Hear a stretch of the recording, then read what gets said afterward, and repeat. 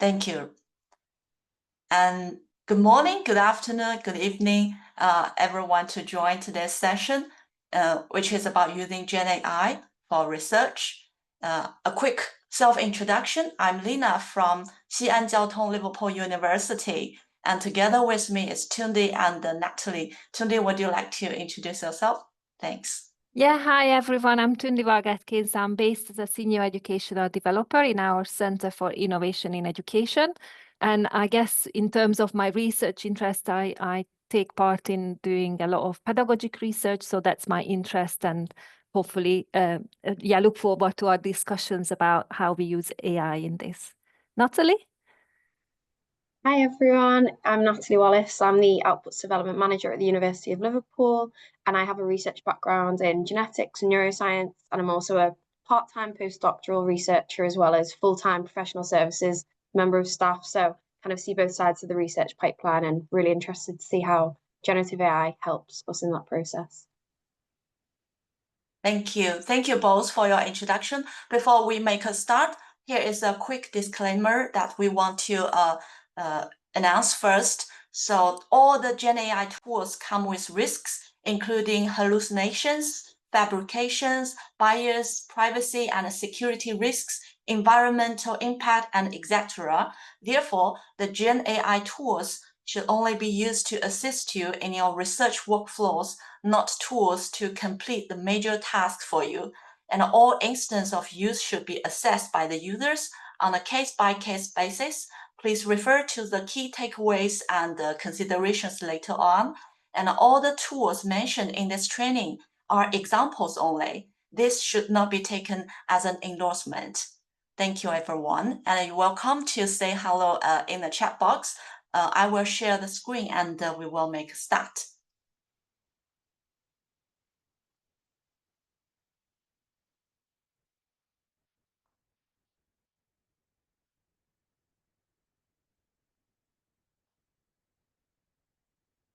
First of all, may I quickly check if you can see the share screen with the QR code to the Mentimeter interactive presentation?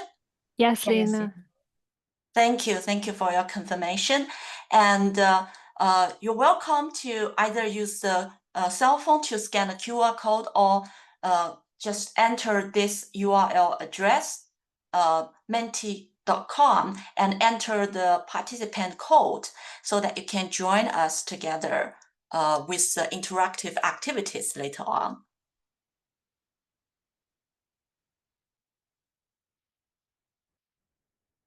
So as we mentioned earlier, this session is about using GenAI for research. Will be co-developed by, delivered by myself and Tunde and Natalie.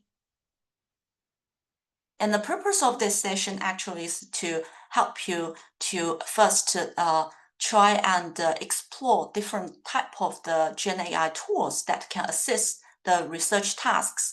And we will share the key considerations before integrating the GenAI and demonstrate the tools that could help you along the way. Here are the agenda, and we will have an interactive activity Q&A to learn more your experience with GenAI. And then we will go through these different topics on the Padlet discussion board through the research journey. And in the end, we will also have the key considerations and the takeaways. So first of all, would you like to join us? And how do you join us? One way is you use your cell phone and scan this QR code. Then you can type your answer to this question. What excites you most about using GenAI in research? Or you can just type menti.com and enter the join code 36559599. Thank you. Thank you for your inputs. Efficiency, time saving. Yes, these are sisters and twins and brothers. Yeah, I think usually we think about these benefits, and actually there are some challenges about the scalable and the structure. That's interesting keywords. If you would like to share more information, what do you specifically mean the structure is exciting you most about using GenAI in research? Do you mean that GenAI can help you to outline the structure of your research? Yeah, a free assistant. From my personal view, it's also, I think using GenAI, especially train and work closely daily with the GenAI, is just seems like very similar to the experience working with a research assistant. Thank you everyone for sharing your experience. Very helpful for our later on showcase. And let's see the next question. What are the biggest challenges you face in your research? It's so important that we know there are many different types of the areas and aspects that excites you. Then how about the challenges? What kind of challenges you have encountered and you would like to share with us?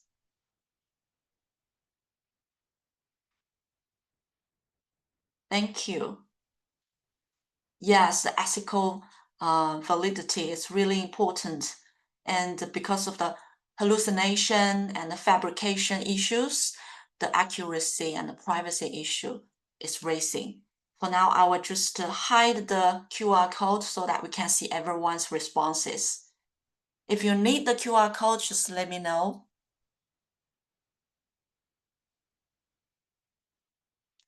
Errors in code. I know, yeah, many of the staff members use it also for coding, and these errors sometimes might cause the buyers time to dedicate to it. Definitely, lots of time and efforts to explore. That's why hopefully this session can provide you some benefits and key takeaways. After this 1 hour session, hopefully you can have some valuable and important information to take away. Thank you, everyone. Due to the time limitation, I think I will move on for now, and feel free to share your comments and thoughts in our chat block as well.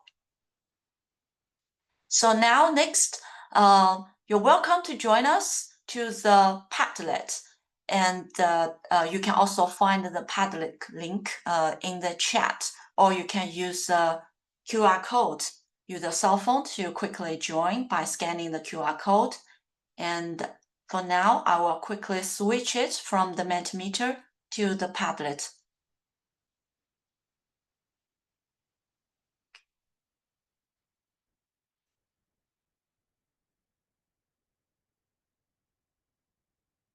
May I double check if you can see the Padlet?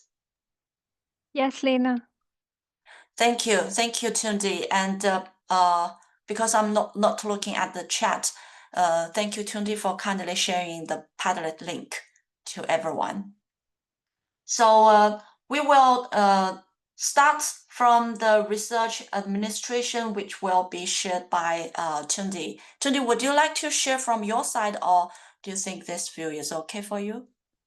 Can I share my side, just because when I will talk about the examples, but if you, yeah, just leave it up for a moment. So here in the Padlet, we've got some ideas for you of how you can use it, but also some of the tools that we have experimented with or we wanted to share with you.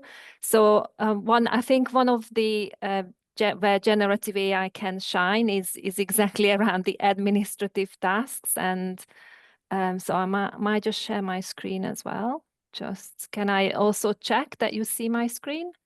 Is that okay? Thank you. Yeah. Yeah. So that's where generative AI can shine. So what I will do is just basically show you 2 examples of how I have used it in research, and we'll also talk about literature reviews in a bit. So what was I gonna say? Yeah. just that obviously we plan this session as an introductory session. So we might show you things that you've already doing, which is great. Also recognize that some people might not have used the tool, so just please bear with us. But also in the meantime, while I'm demonstrating, it might be useful if you wanted to share in the chat how are you using, either in the chat or on the Padlet in the relevant column, how you have used these tools for those research stages. So one of the, as I mentioned, one of the things, one of the ways I have used, for instance, ChatGPT in this case, is around helping some preparing some research funding, which is very, very useful. So one of the things I could show you, for instance, and just an important bit to highlight, and I think Natalie will talk about considerations, but one of the things we might want to check in the bottom tool of the settings in the GPT is whether we are transmitting our data for the model, the training model, and that's this is something that we have set off because we don't want our sort of project ideas to be used for training databases. But Natalie will talk about that a lot more, I think, those considerations. So one of the, for instance, one of the useful things that I've used it for is where we already created a project plan for this CEDA project that we're going to talk about later on. And one of the things the funders asked for is a timeline with milestones and deliverables. And based on already, oh, okay, so unknown error record, brilliant. I don't know why it's, okay, let's start a new chat. I don't know, something has probably timed out.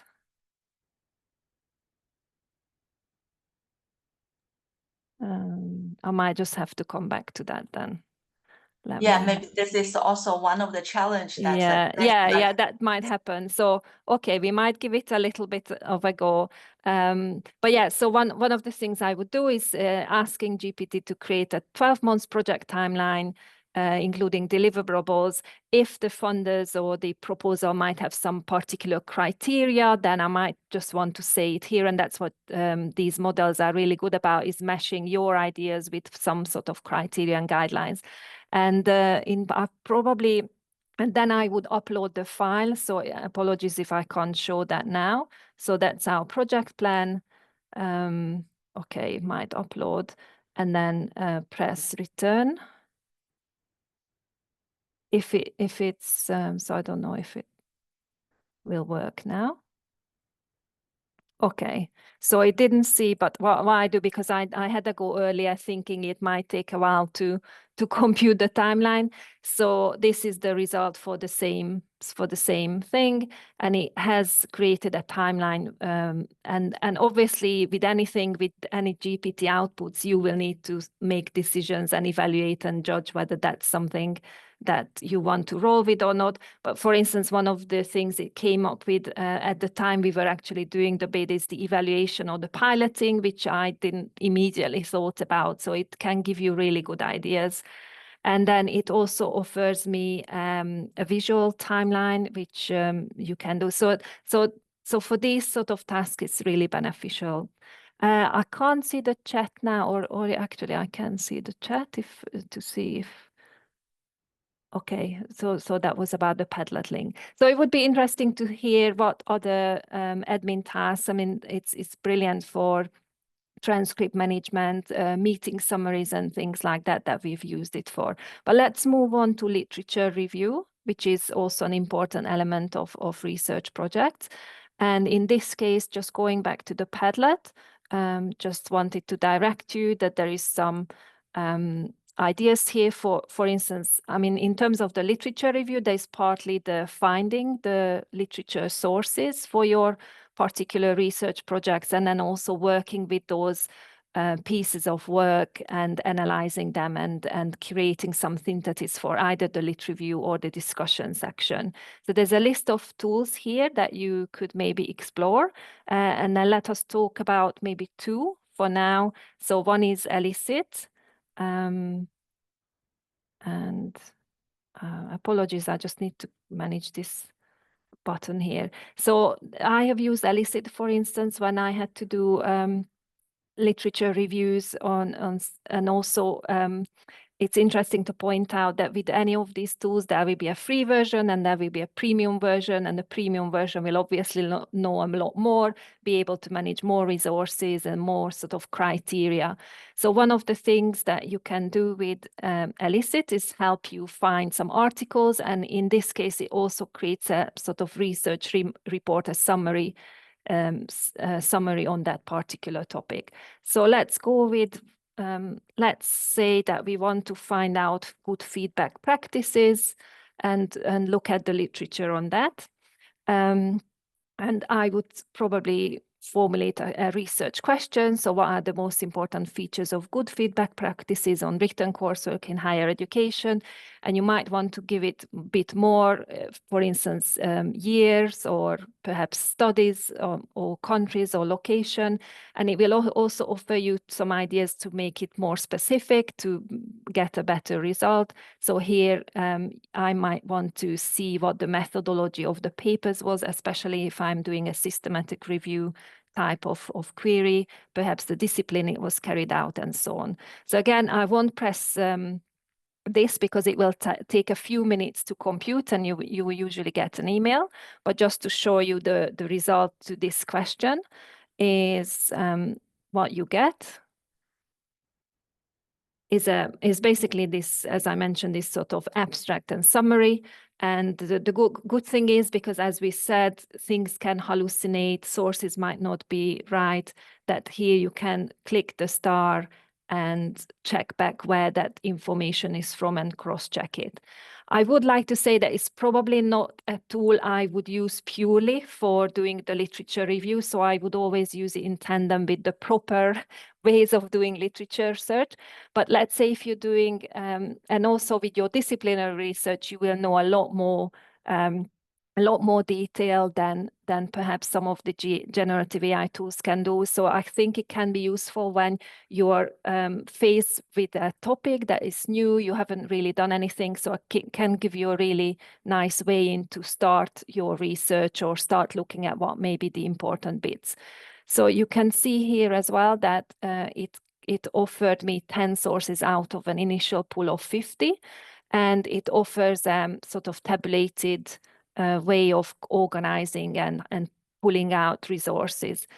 Again, I would want to emphasize that checking back is very important. For instance, here you can see that it only consulted the abstracts, and that's probably not, I wouldn't necessarily think that's a good thing, because you really want the full text. So again, whether that may be a premium feature in this case, but it does give you a really nice way in, as I said, and a way of organizing the data. And then the other things that you can do in these tools is you can, let's say you've done your literature search and you've downloaded the resources, or you have got some resources already in your whatever you use, Mendeley, Zotero, whatever system you use to track these resources, you can upload them, and then based on, and then you can highlight the ones that you want to work with and do some more analytical questions and chatting with the papers that I will actually show on Notebook LM in just now. So there's a lot more that you can then do. So you can, for instance, ask comparing what X and Y say about the same topic and so on. So let me just go back to recent just to show you where that functionality is. Okay, sorry, that is here. So here you can see that the chat with papers, but I will actually show you it just very briefly.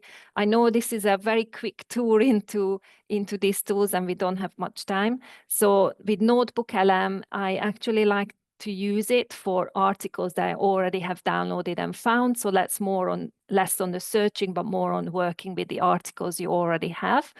And here, similarly, you might have a set of papers that you want to work with, that you are identified on the topic. And this is the chat where you can query those papers. So you can select either one source Okay, so what has Schulman said about signature pedagogies? You can ask your questions here and it will come up with an answer.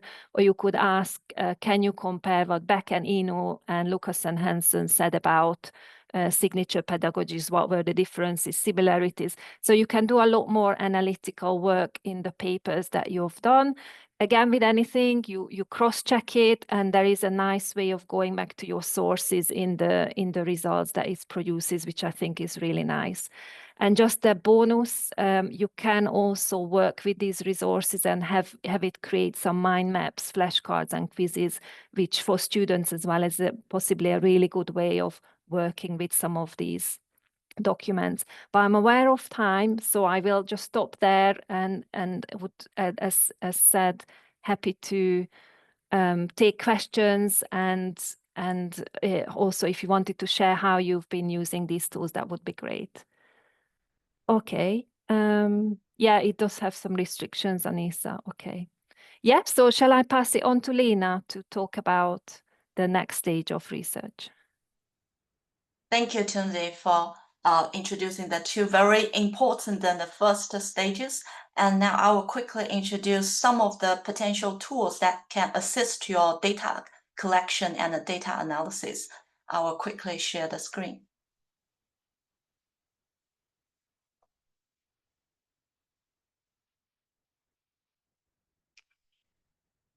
May I double check if you can see the share screen? Yes, Lena. Thank you. So talking about the data collection, I know different disciplines have different approaches, and take a survey as example. The most common way may be we distribute an online survey with designed questions. And nowadays we know that interaction and get participants to be engaged is actually more and more challenging.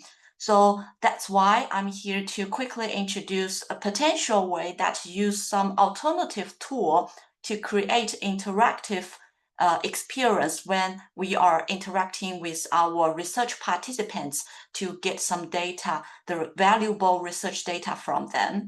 And of course, talking about data collection, we will definitely consider the institutional research policy. As we have provided here, the University of Liverpool has a research data management policy. You can find the Padlet link. And for Xi'an Liverpool University, in short, XJTLU, we also have the research compliance details on our official website. And I will quickly show you one example because there are lots of the different kind of tools, and you can find here the tool list, and I won't expand too much detail for each of them. You're welcome to come to the Padlet discussion board to try them out. And for this short session, I will introduce two examples.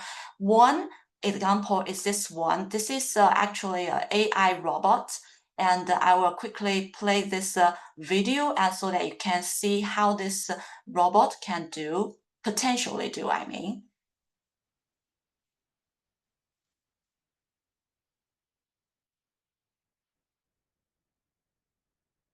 Lena, let me start properly. Hello, Lena. Thank you for joining me today.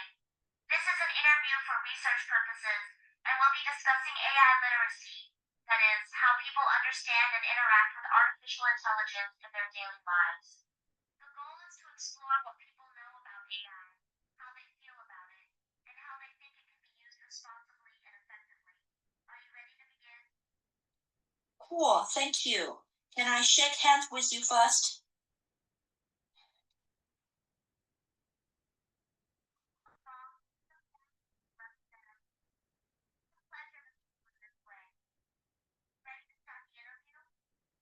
Yes, of course. Let me show the screen that you can also expand the panel.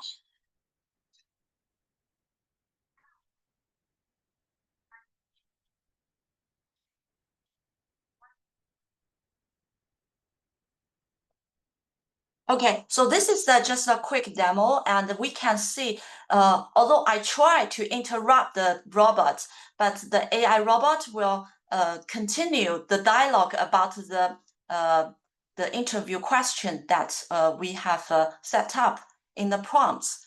And also for this robot, I remember Bloom's has mentioned, actually talked about the 2 sigma problem, which because of the cost of this personal tutoring is quite high. But nowadays, this kind of a little robot is just like 20 pounds.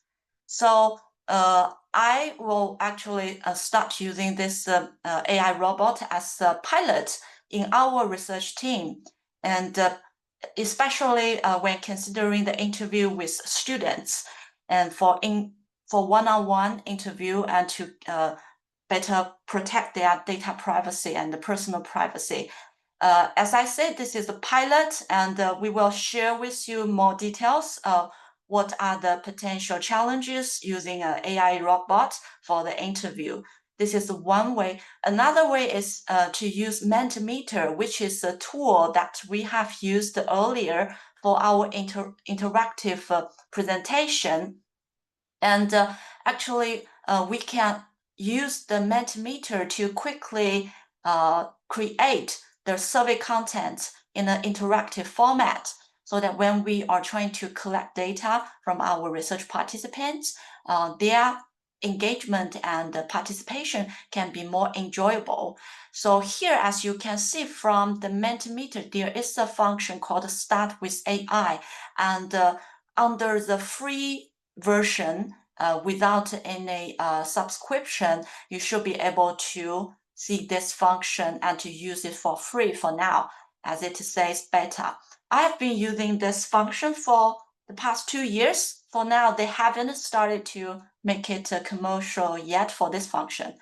So once we click on it, we can actually quickly ask the GenAI to generate the survey. For example, I will just quickly use this sample, and we can definitely type the specific topic we want.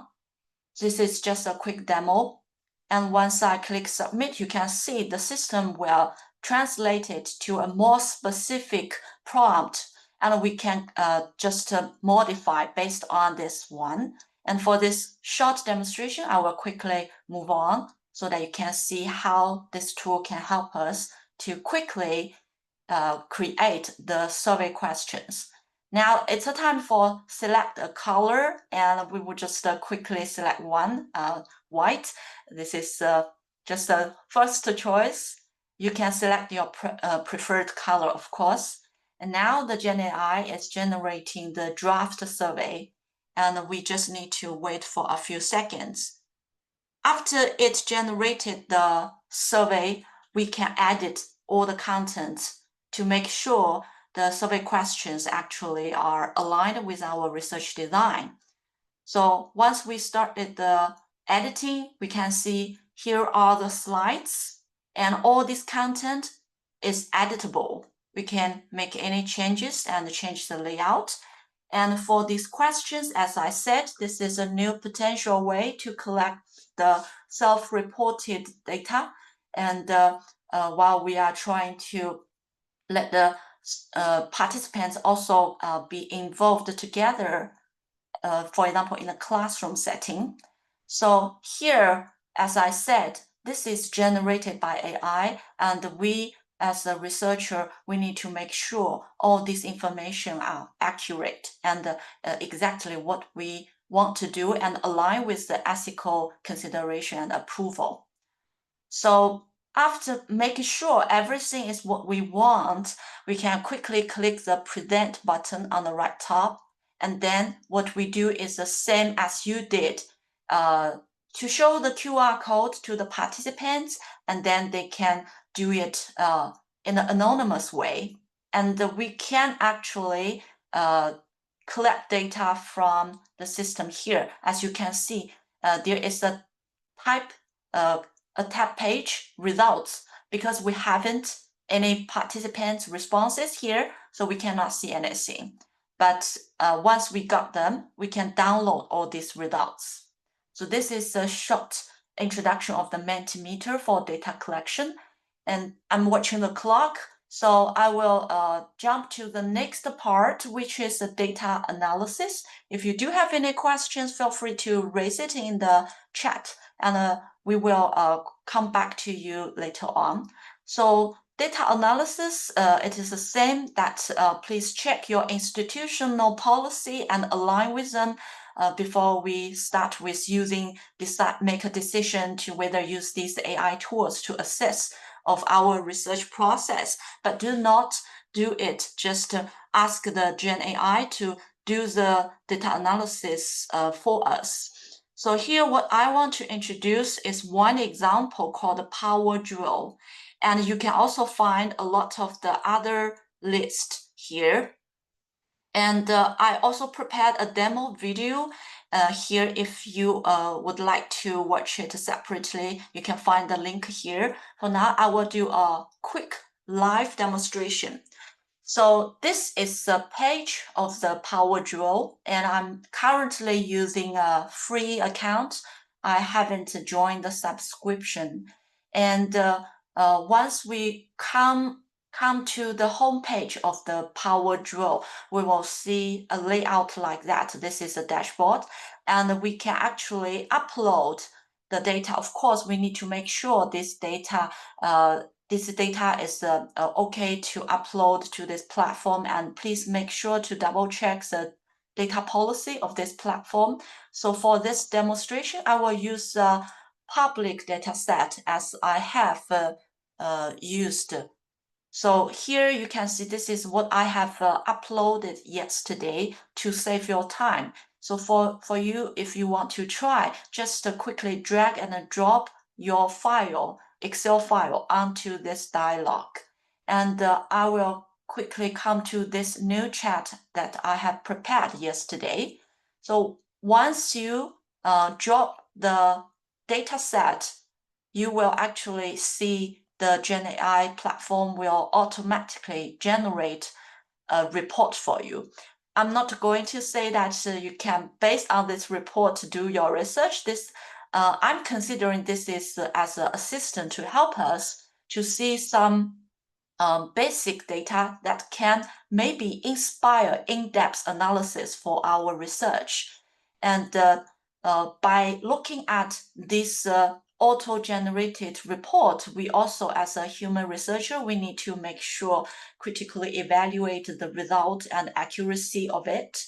So I think here what the tool can help is generate different types of these charts, and we can always change the type of the charts, and we can select to download. Also, on the top of the system, you can see there's a function called convert to presentation. So it can easily help us to visualize it in a presentation mode so that we can maybe talk to our research members while doing the discussion. And you can also see here on the right hand, there is a menu that there are some of the questions that automatically generated by the GenAI, which is help us to navigate through the data analysis report.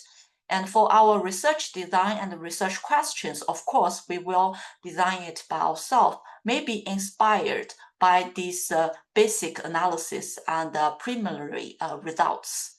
So I will quickly go through so that you can see there are different types of descriptions, analysis, and we can look into for these reports. And also, these are the specific analysis to each item questions. So if we scroll quickly to the bottom, we can also see some of the other options might be helpful. For example, we can download the reports in different format, especially the markdown format, so that we can use it for further analysis in other platform. We can also connect it with our online notebook platform like Notion, Google Doc. And we can also chat with GenAI here, and in the dialogue that we can also have the thought-provoking that discussion with this GenAI, so better help us to figure out the research design. So time is quite limited, For now, I have quickly introduced the potential tools and examples for data collection and data analysis. Next part, I will hand it to Natalie for other parts. Thank you. Natalie, would you like to share your screen, or would you like to use this screen? Yeah, it's okay. I can share my screen. Thank you. No problem. Hopefully you can all see that okay. Yes, Great. I can. Yeah, so thank you so much for taking us through the initial stages of the research process on the Padlet. So Tunde took us through literature reviews and research admin, and then Lena on data collection and data analysis. I'd like to speak about the kind of reporting side of things. So once you've collected your data, done the analyses, reporting it and publishing it, and then sharing it more broadly as well. There are so many tools to do each of these things. A couple of the examples we've seen have been using the kind of general large language models, such as ChatGPT. There is actually an explanation of those in the session introduction. If you scroll down, there's a description of the kind of common LLMs, but there are also specific tools for each stage. So I'm going to show you a couple of them for the reporting and academic writing stage. As we all know, writing is one of the key things that takes up researchers' time, and it's also one of the things that generative AI tools can be most helpful for as well. There is a tool that I've come across not too long ago called Thesify, and it was originally built for theses, so for student theses. However, it's also broadened its value to all academic writing. Unfortunately, I've actually run out of my free 7-day trial, but I think it's an important point to make in that with all these generative AI tools, there's often a free version and a paid for version. The paid for versions are often much better and also offer more data security and privacy. However, the free tools can also be valuable as well. Thesify helps massively with academic writing. For example, I've got a file here, which is from a paper that I've already published. And if I drag and drop it here, oh, it's asking me to sign up, so I can't do it. But if you drag and drop it there, it asks you what type of document it is, whether it's a thesis or an article, what area it's in, and it gives you a full review and assessment of your writing and points of improvement, which is really, really valuable. However, there are also free tools, such as Quillbot, and that's something where you can give it some writing, ask it to do certain things for you, but has subtools within it. So if you give it a document, it can grammar check it for you, it can check for plagiarism, it can detect AI, which kind of ironically, if you're using it to generate your writing, there's other tools that can then detect the use of generative AI. It can generate citations for you, etc. So various really helpful tools to assist you in the reporting and academic writing stage of your research. Again, under this one, there's a tool list, so feel free to have a little bit of an explore. Once you've done your writing, you want to move to the publishing and peer review stage. And interestingly, with this one, lots of publishers already implement their own AI tools into, for example, peer review processes and assessing manuscripts. I've linked in there some policies. So the 4 or 5 big publishers have their own policies on how authors can and should use generative AI tools in their academic writing. But again, case by case basis, whether it's suitable or not depends on whether your paper is already published as a preprint, for example, in which you'd have to be less worried about privacy. However, I do strongly encourage you not to post your own unpublished work into non-private GenAI tools. Well, again, I'm sure you're all already aware of that. One tool I want to show you is actually within ChatGPT. So again, this is sticking to the publishing and peer review stages. Go here. So within ChatGPT, which we've already seen, this is one of the most common large language models. There is a section on the left-hand side for certain GPTs, and there's a whole host of custom GPTs. I'm just going to refresh it. ChatGPT is not working for me either. There's a whole host of custom GPTs within ChatGPT, And one of these that I came across is called Journal Finder. So if you go here, all I searched was journal choice. I typed in, is there any custom GPTs that can help me choose my journal? I'm not sure where I want to publish my work. Within Journal Finder Pro, which is one of the ones I came across, I said, please find the right journal for my research based on this summary. And I pasted in the summary of my paper. Again, this was something already published, so I wasn't really concerned. I gave it the full summary of the paper, and then it's come back and said, okay, based on your research, these are the top journals that we recommend to submit to, which is fantastic. They give it the journal name, how much it matches, the publisher, a link to the website, etc.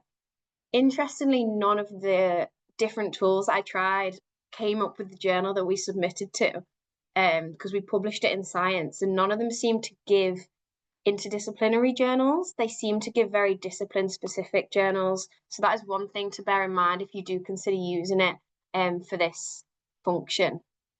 There are other processes. People use it to prepare their peer review, also reformatting chunks of checks to match a publisher or journal requirements, various different use cases. Next up, sharing and dissemination. So once you've published your work and you want to shout about it a bit more broadly, there's lots of work that goes into the sharing and dissemination and research comms for your work. And there are lots of tools that can help with this as well. So again, lots of use cases here that we've listed, and also tool lists. I'm going to show you two of them. So I'm going to show you Gamma and I'm going to show you Napkin. Gamma, first of all, is just here. And this is a really great tool for generating PowerPoint slides. So you can either ask it to generate a slide from scratch, or you can put in a file. For example, if you had your published manuscript, you can paste it in, and then you can ask it to generate slides based on this paper. I've got an example here, and although this is not a research manuscript, I gave it University of Liverpool Strategy 2031, and I asked it to create up to, I think it was like 10 to 12 slides I asked it to create for me, and this is what it's made. Importantly, you'll notice that, I mean, all our Liverpool people here will notice that it's actually got the theme of the University of Liverpool as well, and that's because I created my own theme. I added certain font and certain colours, a colour scheme, and then it generated it based on that, so that's also really helpful. And as you can see, it's summarised the strategy 2031 really well, and it does the same for research. So if you gave it your manuscript or a summary of your paper, it can generate PowerPoint slides for you like this. The other side of things, so that's kind of generation of slides.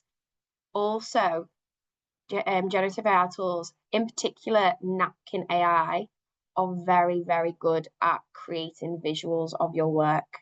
So this is actually something I was thinking about because I was talking about publishing and dissemination of your work. I said, okay, let me just give it some really basic text. Again, Napkin AI, this is a tool that has a paid for and free version. I just use the free version and it's brilliant. That's the same with Gamma. In here, I've just said, okay, these are the 4 main stages of the publishing process, and I want it to create a visual for me, a schematic. You could also do the same for your methodology from your research paper, for example. And then I click this button here and it created this for me, which is really, really nice. Again, you'll notice that I've got the University of Liverpool branding, I've got the colours, I've got the font, and again, similar to the Gamma, Napkin AI allows you to create your own styles here. They're not loading at the minute, but I'll leave that there. One particular thing I love about Napkin AI, because there is a lot of tools that can create visuals for you, is you can download it in multiple formats. And I actually can download it in PowerPoint format, like this. And then each different section you can move around. So it's an incredible tool because we can spend hours creating schematics, summarizing kind of flow diagrams of our methodology from our paper, etc. It's a really valuable tool. Let's jump back to the Padlet. So yeah, I don't think I have to spend too much time on this because Lena's nicely summarized it throughout the different stages. However, with all of these tools, we see this huge benefit to not only improving kind of our writing quality and our research integrity in some cases, but also saving a lot of time and improving efficiency. Obviously, at all stages, there's lots of key takeaways and considerations. So I've listed some of these here. A lot of the large LLMs scrape the internet so they can exacerbate bias and discrimination that's already present in material. They can hallucinate, and not everything they create will be true. So you always need to check whatever outputs you get. As with any tool, you need to check how your data is being used. I made the point before that often the paid tools are the safest and the most secure, so that's something to consider. And also your carbon footprint. Generative AI tools have so many use cases, but they shouldn't be used in place of the likes of Google. If you can simply Google something or ask a colleague, I'd highly recommend doing that, because they all do have carbon footprint, and we should factor in sustainability to all our research practices. So I've also put some prompts to ask yourself when it comes to using a specific GenAI tool, and some practical tips as well there. It's a hard thing for the universities to manage in a way, because we can't necessarily endorse or ban specific tools, given that it's such a dynamic and ever-changing area. So sticking to these key takeaways and considerations is always the best thing to protect your own research integrity. I have, however, listed the University of Liverpool guidance on GenAI. There isn't currently guidance for research specifically. However, there is some newly updated guidance on learning, teaching and assessment, which is linked here. And there's also various information on data protection and research management policies. XJTLU also doesn't have specific guidance. However, they do have an education in AI strategic framework. And for both institutions, there's conversations going on around how more helpful guidance around the use in research can be created. So please do have a look at those key takeaways and considerations, and always check not only your institutional policy and guidance, but also your publishers, if you're publishing, and also your funders. I think actually under research administration here, there is a link. Yeah, there is. There's a link to different research funders have policies on the use of GenAI. So have a look at them if they're relevant to you. And I'm going to pass back, I think, to Lena. Thank you so much. Thank you, Natalie. And thank you, everyone. So we have gone through the research journey with so much of these potential tools. And now let's come back to wrap up. And I will quickly share the screen again. If you are still on the Mentimeter, that's cool. If you are not, feel free to join us again. This is the last question, then it's the time for us to vote. Rank the following GenAI tools that based on their potential impact on your research. So feel free to join us again using this QR code, or join it by clicking the link and enter the code. We are very interested to see your perspective and your thoughts of the future action among these different areas, and what are the most impactful area that you think. And also feel free to share your thoughts in the chat. I can see very valuable conversation happening in the chat. Thank you so much for your voting. We will keep a few more seconds to see the results. For now, literature review and administration is the top two, and the reporting and academic writing.